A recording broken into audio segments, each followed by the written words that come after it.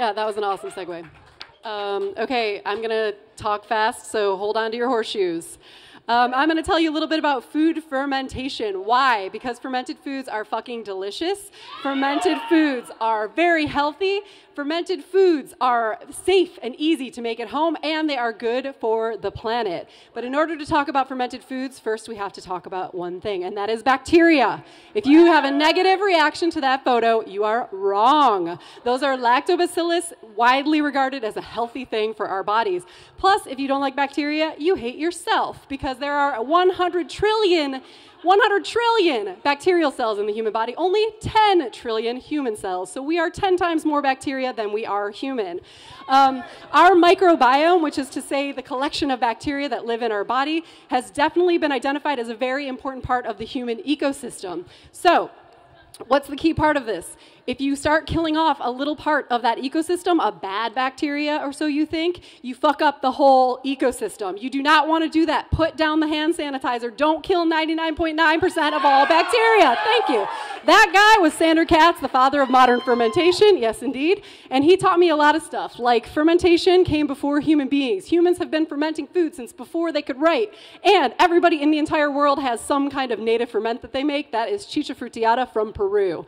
If you think that you do not like ferments because it sounds gross and fermented, you are wrong, and I will tell you why. Here's a list of some fermented foods: chocolate, vanilla, coffee, kimchi, sauerkraut, sourdough, yogurt, most cheeses, kefir, ginger beer, wine, especially champagne, vinegar, traditional chutneys, traditional pickles, miso, soy sauce, sake, kombucha, capers, olives, tempeh, fish sauce, creme fraiche, and because St. Patrick's Day is coming up, corned beef. That's right.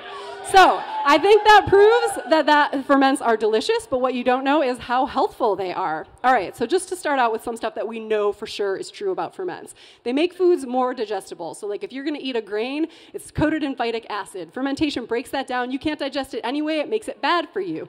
If you buy store-bought sauerkraut that hasn't really been fermented, it's going to make you fart like a fiend. If you make your own sauerkraut that's fermented, it's going to make you less gassy than you would have been because there's all those little bacteria there breaking all that shit down. So no damage there. Some other stuff that we know about fermentation. Okay, fermentation actually creates vitamins. It makes them. It synthesizes them. Additionally, it makes minerals more bioavailable. So it doesn't make them, but you're actually getting a more alkaline food than if you were just eating raw vegetables by eating fermented vegetables.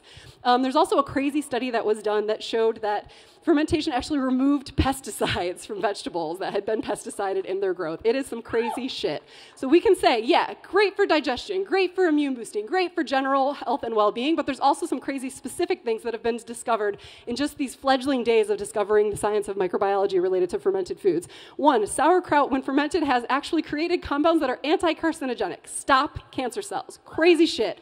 There's a Japanese ferment called natto, which has an enzyme in it called nattokinase, and that fucking destroys the fibrils that are related to Alzheimer's and all kinds of other neurodiseases. This is true. I'm not making this shit up. So how does this happen?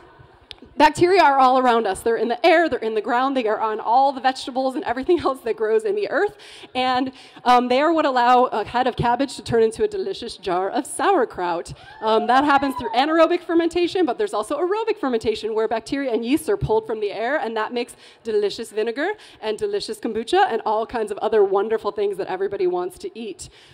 Ferments also make the foods safer to eat because they actually create an environment that is unfriendly to bad bacteria. So like botulism and fermented foods cannot coexist. Botulism dies, lactobacillus kills them, go lactobacillus. Kills off all kinds of other things. They actually used fermentation as a method for a very long time to make drinking water safe. It makes drinking water uninhabitable by pathogenic bacteria.